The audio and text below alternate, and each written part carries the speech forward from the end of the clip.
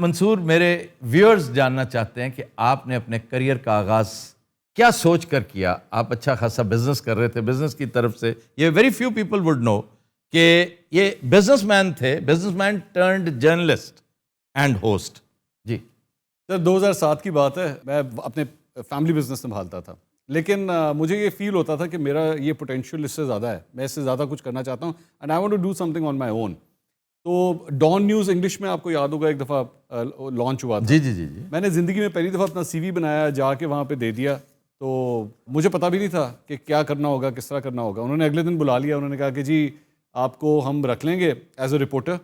تو میں نے کہا جی کرنا کیا ہوگا؟ انہوں نے کہا آپ نے جا کے اسپورٹس کور کرنی ہوگی، کیونکہ میرا اسپورٹس کا بیک گراؤنڈ تھا، سوئمنگ کا. سر میں پاکستان کی جونیئر سوئمنگ ٹیم کا کیپٹن رہ چکا ہوں. اچھا، واہ واہ واہ. جی تو انہوں نے کہا جی آپ نے یہ کرنا ہوگا. میں نے کہا جی ٹھیک ہے میں کر لوں گا، کوئی ایشو نہیں ہے.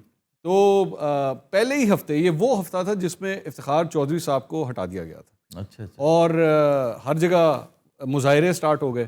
میری پہلی ڈیوٹی لگی مال روڈ کے اوپر. انہوں نے کہا جی مظاہرہ ہو رہا ہے، آپ جائیں جا کے دیکھیں، کور کریں اس کو جا کے.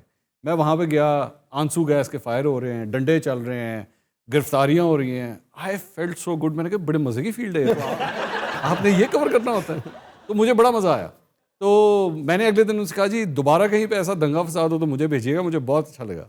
تو any ways my point is کہ آئی اسٹارٹیڈ آل دس. اور مائی فادر واز ایکسپیکٹنگ کہ جی یہ مہینے کے اندر اندر واپس آ جائے گا کھجل خوار ہو کے. تو میں مہینے کے بعد انہوں نے پوچھا، میں نے کہا جی مجھے تو بہت مزہ آ رہا ہے. پھر 3 مہینے کے بعد دوبارہ پوچھا، میں نے کہا جی I am still enjoying my self.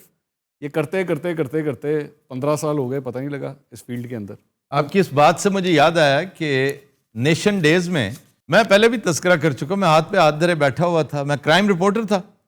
تو سارے جا چکے، نیوز روم خالی ہو چکا. رپورٹرز میں سے بھی عارف نظامی صاحب داخل ہوئے تو شیشے کی دیواریں ہوتی ہیں نا عام طور پہ اخبار کے دفتر میں. تو انہوں نے دیکھا کہ رپورٹنگ ڈیسک پہ صرف آفتاب از دیر. تو آگے تو کہتے ہیں کیا صورتحال ہے؟ میں کہا سر آج تو بالکل ویرانی ہے. تو کہتے ہیں کتنی سٹوریز فائل کی ہیں؟ میں نے کہا میں ایک بھی نہیں کر سکا، ہوا ہی کچھ نہیں لاہور میں. کہتے کوئی قتل، کوئی ڈکیتی. میں نے کہا جی کچھ بھی نہیں ہوا. کہتے بیٹھے رہو، ہو سکتا ہے اللہ فضل کر دے. تو یہ اس طرح صورتحال ہو جاتی ہے. اچھا اب ادھر آ جائیے کہ جس طرح کا کرائسس آج کل جو آپ فورسی کر رہے ہیں کہ آنے والے دنوں میں اگر یہ سلسلہ کنٹینیو کرتا ہے تو یہ کس حد تک جائے گا؟ تصادم ہوتا نظر آتا ہے آپ کو؟ میرا نہیں خیال کہ نوبت وہاں تک جائے میرا نہیں خیال وہاں تک نوبت جائے گی. میرے خیال میں دونوں سائڈز جو ہیں وہ کسی نہ کسی جگہ پہ کسی کمپرومائز کی طرف آئیں گی ضرور. اب ظاہری بات ہے وہ ڈیبیٹ ہے کہ کمپرومائز کس کی طرف زیادہ اس کا جھکاؤ ہوتا ہے، کس کا پلڑا زیادہ بھاری ہوتا ہے. اور این آر او تو دیتا وہ نظر نہیں آتا. نہیں، اب یہ بھی این آر او کا بھی ایک فیصلہ ہے نا کہ وہ این آر او آپ کہتے ہیں کس کو ہیں. این آر او اس کو کہتے ہیں کہ ان کے مقدمے سارے ختم ہو جائیں، یا این آر او آپ اس کو کہتے ہیں جس میں وہ یہ عمران خان صاحب کہتے تھے میں ٹیبل پہ بیٹھوں گا ہی نہیں کسی کے ساتھ. لیکن اگر وہ ٹیبل پہ بیٹھنے کے لیے راضی ہو جاتے ہیں تو کیا یہ بھی این آر او ہے یا نہیں ہے؟ So it's a debatable thing کہ این آر او کہتے ہیں کس چیز. ایک بات چھوٹی سی عمران کے یا پی ٹی آئی کے اگینسٹ جا رہی ہے، اگر اجازت دیں خاص طور پہ آغا صاحب مجھے اجازت نہیں دیتے کہ بھئی یا تو تم ثابت کر دیتے، اتنا ٹائم ملا تمہیں. شہزاد اکبر بہت ایکٹیو اور بڑا ایفیشینٹ آدمی ہے. میں آج بھی سمجھتا ہوں سر وہ بڑا ہی کلیئر ہیڈڈ آدمی ہے. بھلے سے 1000 اختلافات کریں آپ اس کے ساتھ، وہ ایک تو بڑا اچھا تگڑا وکیل ہے، بڑا زیرک ہے وہ شخص اس معاملے میں. لیکن اس کے ہاتھ بھی کچھ نہیں آیا ہے لیکن اتنا ثابت کرنے کے لیے آپ کو ایکسٹرا مائل کرنا پڑتا ہے. تو پھر این آر او دینے میں حرج کیا ہے کہ اچھا بھی جو پہلے ہو چکا ہے. یہ ایف بی آر نہیں کہتا کہ ایمنیسٹی دے رہے ہیں جی ہم. تو اگر ایک بہت تگڑی ایمنیسٹی کا اعلان کر دیا جاتا کہ جو کچھ ہو چکا ہے. آفتاب صاحب یہ بالکل اسی طرح یہ ہے کہ ایک بیٹسمین کو آپ اندر بیٹنگ کرنے کے لیے بھیجیں اور اسے کہیں کہ تیرے ہاتھ میں بیٹ نہیں ہونا چاہیے. این آر او نہ دینا عمران خان صاحب کی سب سے بڑی اسٹرینتھ رہی ہے. اسی وجہ سے لوگ ان کو ووٹ دیتے آئے ہیں کہ یار یہ کرے گا، یہ آ کے ان سب کو اٹھا کے. اچھا میں ایک آپشن کی بات کر رہا ہوں، میں نے این آر او دینے کے لیے اسے کہا نہیں ہے. ایک آپ جو پر تول رہے ہیں نا، ایک آپشن ہے. نہیں سر این آر او نہیں ہونا چاہیے، این آر او نہیں ہونا. اس کے ساتھ چل نہیں سکتا عمران خان صاحب، اور وداؤٹ این آر او یہ میچ بنتا ہی نہیں ہے. اگر جس دن آپ نے یہ عمران خان صاحب میں سے نکال دیا، یہ بالکل اسی طرح یہ ہے کہ ایک جادوگر سے آپ نے جادو لے لیا. تو یہ پاسبل ہی نہیں ہے کہ یہ ہو سکتا ہے. مطلب اس کے فینگز آپ نے توڑ دیے، جس کو ہم بار بار کہتے ہیں کہ ٹوتھ لیس کر دیا. جی ان کا مین نعرہ یہی تھا کہ نورا کشتی. اگر این آر او دے دیا تو پھر خان صاحب بھی ان کے ساتھ کے مل گئے. سمجھے مشرف صاحب کی سب سے بڑی غلطی یہ تھی کہ انہوں نے این آر او دیا تھا. آج پاکستان جن حالات میں ہے عمران خان کے وقت سے پہلے، تو اس کا سارا جو ملبہ ہے وہ پیپلز پارٹی اور نون کے حوالے سے مشرف صاحب پہ گرتا ہے. لیکن یہ بات درست ہے آغا صاحب, میں ایگری کر رہا ہوں کہ عمران اگر آج لوز کر دیتا ہے ایز آف ٹوڈے, تو میں اس خدشے کا اظہار کر رہا ہوں, be it known to you and everybody, کہ عمران واقعی پہلے سے کئی زیادہ طاقتور ہو جائے گا.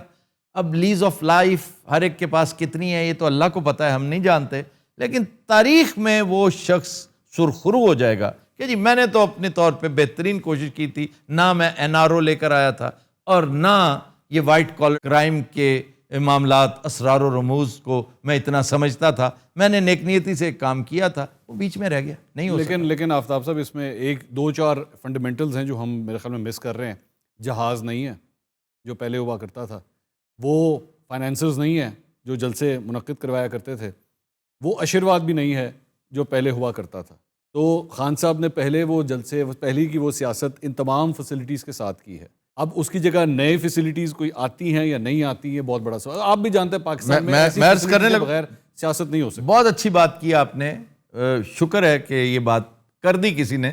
ایک چیز سے میں ایگری کروں گا کہ آشیرواد نہیں ہے, اب واقعی نیوٹرل معاملات چل رہے ہیں, آپ کو سپورٹ نہیں مل رہی کہیں سے, لیکن آپ یقین کیجئے کہ عمران خان کی جو شخصیت ہے, جو اس کا پرسونا ہے, جو اس کی ایک آب و تاب ہے, اس کا جاہ و جلال ہے, اللہ تعالیٰ نے جو اس کو عطا کیا ہوا ہے, جی وہ ہر لیڈر کو, ہر ایک پیر کے حصے کے مرید بھی ہوتے ہیں, فالوورز بھی ہوتے ہیں. تو جو اس کا فالوور باہر بیٹھا ہے نا اوورسیز, وہ آج بھی 10 ٹائمز زیادہ ریسورسز اس پر نچھاور کرنے کے لیے تیار ہے, کیونکہ ہمارے ساتھ وقتاً فوقتاً وہ گفتگو کرتے رہتے ہیں میرے شوق کسوٹی کے حوالے سے. بالکل کہ بھائی جان آپ اسے یہ مشورہ کیوں نہیں دیتے, آپ اسے کیوں نہیں کہتے کہ تم ڈیپینڈ کیوں کر رہے ہو ان پہ, آپ بات کریں, ہم یہ کر سکتے ہیں, ہم ایک پیرلل, آپ کو ایون IMF پہ ڈیپینڈ کرنے کی ضرورت نہیں ہے, ہم اس حد تک جانے کو تیار ہیں.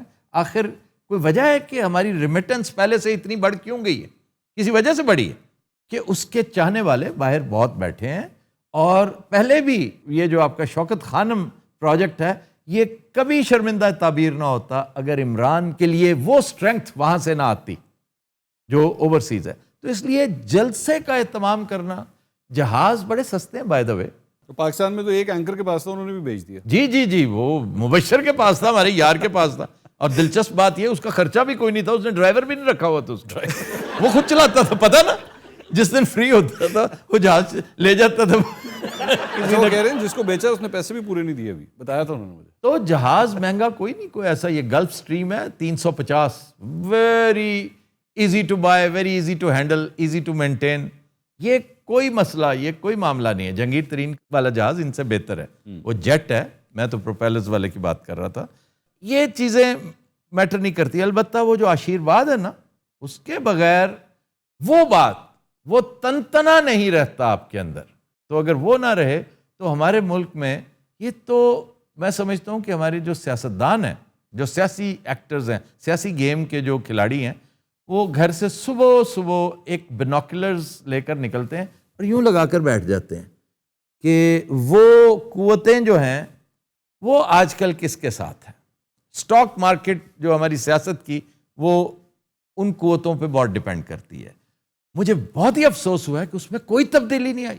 آج سے 35 سال 40 سال ادھر جو ضیاء الحق کے دور میں جو سارا سلسلہ تھا, وہی کچھ آج بھی چل رہا ہے. نومنکلیچر چینج ہو گئے, مطلب مشرف آیا تو اس نے مارشل لاء نہیں لگایا, وہ چیف ایگزیکٹو بن کے آگے بیٹھ گیا تھا. باقی اس نے وہ سارا کچھ کیا جو کہ ایک مارشل لاء ایڈمنسٹریٹر کرتا ہے. اور سب سے پہلے پتہ وہ کیا کرتا ہے, وہ اپنے ہی غبارے میں سے ہوا نکالتا ہے ایک سوا مار کے, تو کہتا ہے کچھ نہیں ہوا, کوئی مسئلہ نہیں, میں نے کوئی انقلاب نہیں لانا, آپ کنٹینیو کریں, آپ بھی جاری رکھیں, بس مجھے کسی نے کچھ نہیں کہنا. تو وہ سلسلہ تو اب بھی چل رہا ہے. عمران کی ٹریجڈی یہ ہے کہ وہ اگینسٹ دا ٹائڈ تیرنے کی جو خواہش تھی, آپ خود سویمر ہیں, آپ کو پتہ ہے کہ اگینسٹ دا ٹائڈ تیرنا بہت مشکل ہے. تھوڑی دیر میں آپ کی ہر چیز شل ہو جاتی ہے.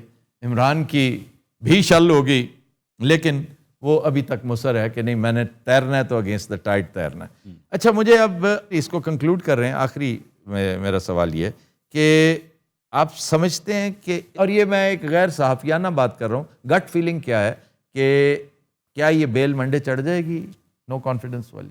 मेरे ख्याल में सारा कुछ डिपेंड करता है सुप्रीम कोर्ट के फैसले सर डिपेंड तो सुप्रीम कोर्ट पे करता है, डिपेंड उन पत्तों पे करता है जिन पर तकिया कर रखा था मौसूफ ने, डिपेंड उस सहारे पे करता है, आशीर्वाद पे करता है, बहुत सारी चीजों पे करता है। जो प्रेजेंट सेटअप गट फीलिंग बताइए। गट फीलिंग मेरी ये है कि कौमी असेंबली के अंदर नंबर गेम का जहाँ तक ताल्लुक है वो तो खान साहब के हाथ से जा चुकी है, वो अब इस वक्त मौजूद नहीं है। लेकिन कोई मुआवजा ही होगा कि ये सब कुछ भी चेंज हो जाता है, ऐसी बात नहीं है। पाकिस्तान में सब कुछ पॉसिबल है। ये जितने लोग आज इमरान खान साहब के खिलाफ बातें कर रहे हैं, मैं इनकी अपनी जमात के लोगों की बात कर रहा हूँ या इत्तेहादियों की बात कर रहा हूँ, ये सब के सब एक फ़ोन कॉल की मार है। तो वो फ़ोन कॉल अगर जिस दिन आ गई, ये सब के सब उठ के इधर आ जाएंगे। लेकिन आज की तारीख में जिस दिन आप ये प्रोग्राम रिकॉर्ड कर रहे हैं, खान साहब के नंबर अब पूरे नहीं हैं कौमी असेंबली। आफ्ताब साहब आप क्या कहते हैं इस बात में? मैं भी थोड़ा सा मुख्तलिफ है मेरा ये मामला कि इमरान पे डिपेंड करता है, ये किसी पे नहीं, ना सुप्रीम कोर्ट पे डिपेंड कर रहा है, ना GHQ पे एस्टेब्लिशमेंट पे डिपेंड करता है। लेट्स बी ऑनेस्ट जी, ये सिर्फ फर्द वाहिद जिस पे डिपेंड कर रही है ना, पूरी की पूरी इमारत जो एडिफिस इसकी जो खड़ी है इस वक्त, वो एक आदमी है और उसका नाम है इमरान खान। उसने यहाँ पे कॉम्प्रोमाइज किया, यहाँ पे किया, यहाँ पे किया। अब मजीद कॉम्प्रोमाइज़ करने की वो पोजीशन में नहीं है। उसे पता है कि अगर मैंने मजीद कॉम्प्रोमाइज़ किए तो मैं तो बिल्कुल ही, मेरा करियर एज अ पॉलिटिशियन ख़त्म हो जाएगा, एज अ रिफॉर्मर ख़त्म हो जाएगा। तारीख में मुझे एक नाकाम प्राइम मिनिस्टर और कामयाब क्रिकेट कैप्टन समझा जाएगा। ये वो एक्सेप्ट करने को तैयार नहीं है। अगर थोड़ा सा ले देकर यहाँ पर अगर भाव ताव करके इन्होंने अपनी डील कर ली, इस्टेब्लिशमेंट एंड इमरान खान, ये दोनों कंफर्टेबल हो गए ना अगर किसी एक बात पे, तो कोई वजह नहीं कि ये मामला आगे ना बढ़े। और अगर मामला आगे बढ़ा तो शायद काउंटिंग की नौबत नहीं आएगी। लेकिन हमारे शो का टाइम खत्म हो रहा है। Thank you very much Mansoor Ali Khan, आपके आने से हमने फ़ायदा उठाया और उम्मीद है कि हमारे मामलात जो है आइंदा भी हमारी गुजारिश पर आप हमें ज़रूर रौनक बख्शा करें। इंशाअल्लाह।